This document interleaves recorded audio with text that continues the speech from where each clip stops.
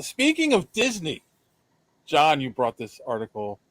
I'm sure you were crying when you saw this because it means the end is near.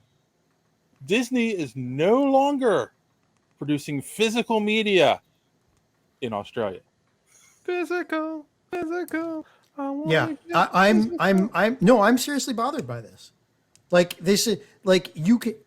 We are going towards a point where you can't own anything, even if you've paid for it. All these streaming services where you can either rent or quote unquote buy something in this, and now now they're starting to take stuff off the streaming service in order to save money. Well, what if you bought it? What they take it off, You know, and this already happened. We talked about this. There was one streaming service. I think it was Amazon that took a bunch of stuff off the streaming service, and Max. like, oh, It was was it Max. Max? Yeah, it It was was Max. Max. Yeah, they took. Well, we're gonna hear about it from everybody. I mean, there is was this? one service. No, no, I think what John's talking about. I think it was Amazon where people had bought stuff, Oh, bought a movie, and they took it off their server. And so when they went to watch it, they're like, "This is no longer available." And it's like, "But I paid for it." And they're like, "Yeah, but we don't have it on our server anymore."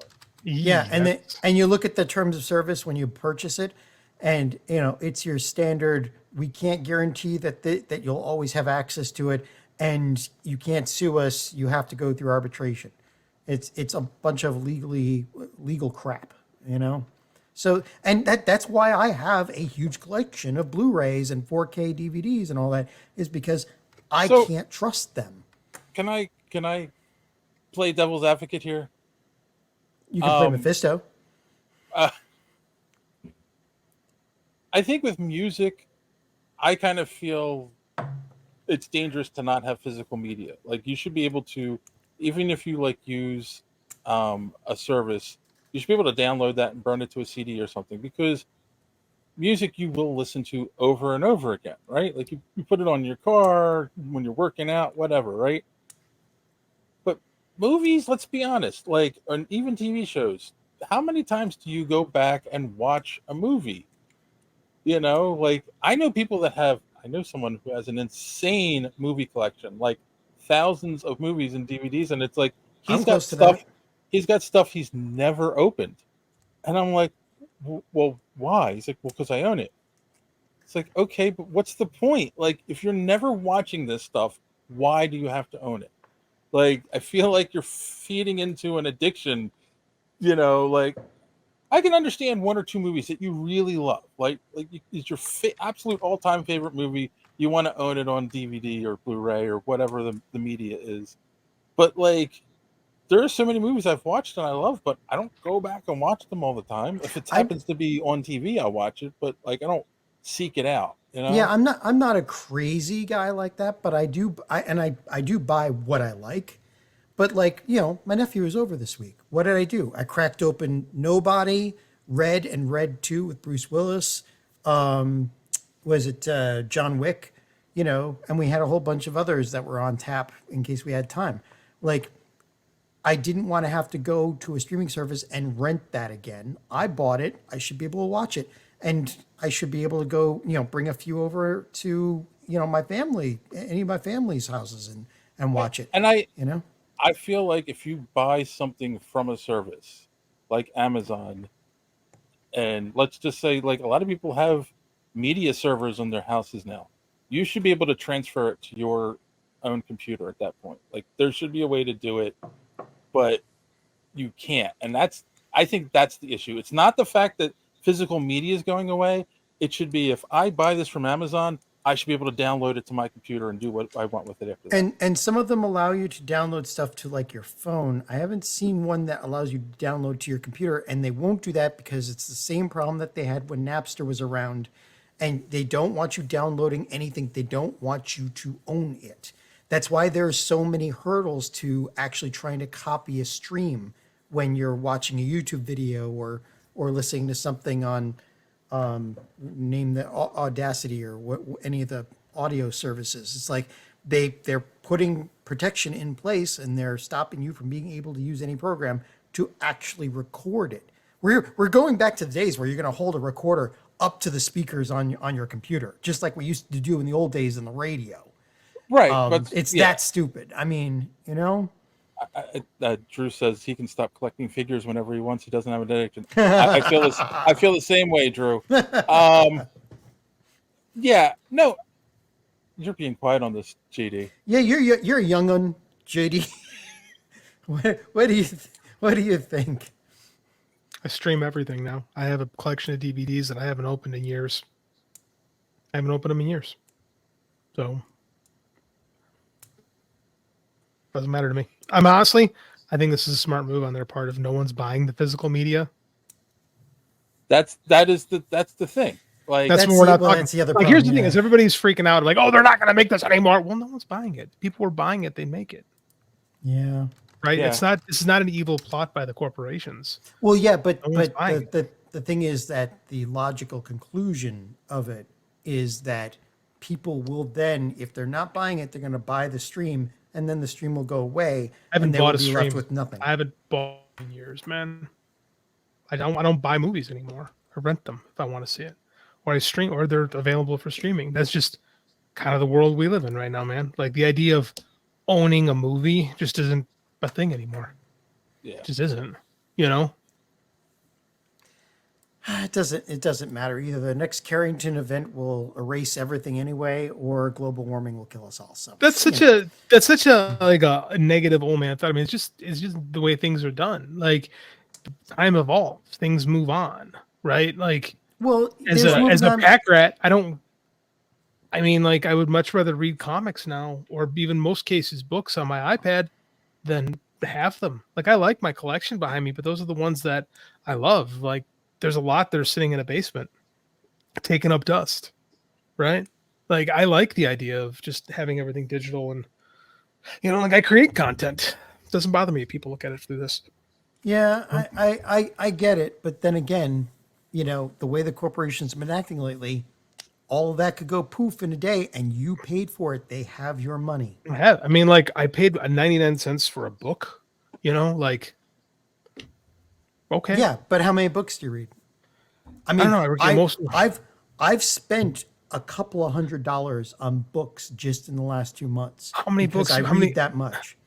I get it, though, but I mean, like, it's like, do you buy books in hardcover? Or do you buy them in paperback? I was a paperback guy, right? Yeah, I buy dispo- hardcover when I can, but it's like for me, it's disposable media. Like most of my comics aren't in great shape because I'd read them and just toss them in the bin. Like I've never been much of a collector, right? I would much rather like imbibe the material and be okay with it.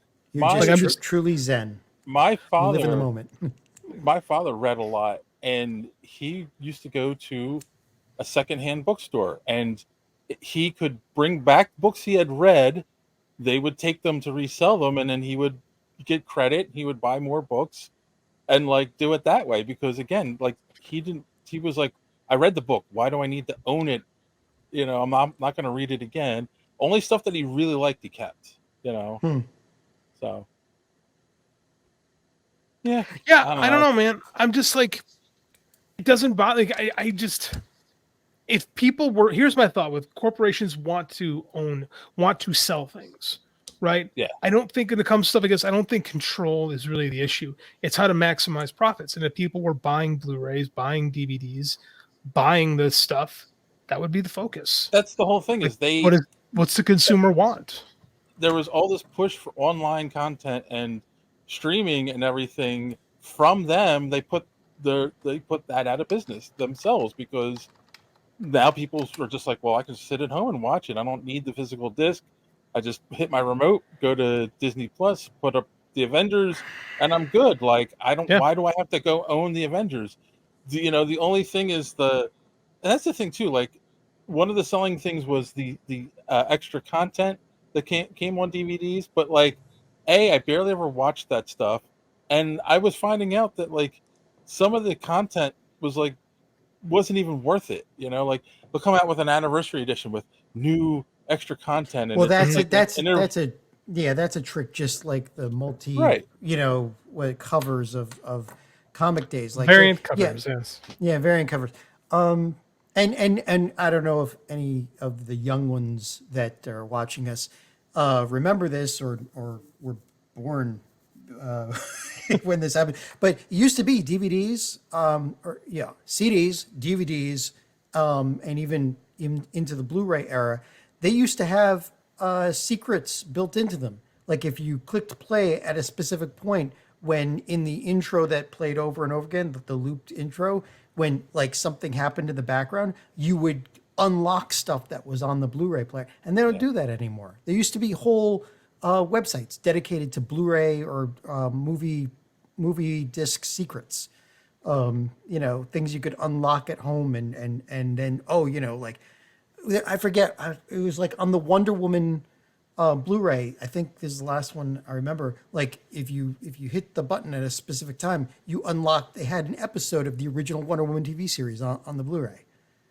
See, I'd hate it was really stuff neat stuff. Yeah, I hate stuff like that. Just tell me what's on the damn thing, because I don't want to sit there and watching a movie and I have to press 800 buttons on the off chance that I unlock something stupid. Just tell me what's on the fucking video that I paid for. I hate shit like that.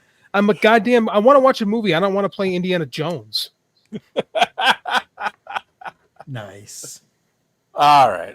Well, I don't see an issue with it going away, but again, I don't collect stuff like that anymore. And in our next article, in a move that surprises absolutely no one, Deadpool 3 is put on hiatus for an unspecified amount of time. It was taken off the release schedule, obviously. Would that be a strike? What? It's almost like there's a strike going on or something. Yeah, Almost. It's like weird like that, Okay, Clancy says, I bought Star Wars Episode 3 Revenge of the Sith with the DVD. It comes with behind the scenes commentaries, costumes, and so on. I watch it since I was 10. I have the Star Wars Blu-rays, the first two trilogies Blu-ray edition that came out in like 2004, 5, something like 10. I forget when that was. Whenever the big pack of Star Wars Blu-rays came out, I bought it. I watched all the extra features. Now it sits in a shelf. And when we want to watch Star Wars, I go to Disney. Oh, I didn't even know this. Disney Plus has an extra content tab for a lot of those DVD things. Plus, now they just make a separate show for that stuff. Right. That's the thing I was going to say is that they now have like shows that are just about like, this is how we made Mary Poppins. And yeah. I used to love audio commentaries when watching a movie and stuff like that. I find that in my current age, I just don't have the time to watch those things. Yeah. I get that too. Yeah. All right. Thanks for watching this clip from the Superhero Speak podcast. And don't forget to watch us live every Sunday night right here on this channel. While you're here, hit the subscribe button and click the bell for notifications so you won't miss out on any of our great upcoming content. Speaking of content, don't forget to check out our website, superheroespeak.com, where you can find the podcast, links to our social media, merch, comic reviews, and so much more. That's superheroespeak.com. Thanks for watching, and don't let your cape be caught in the door. See you next time.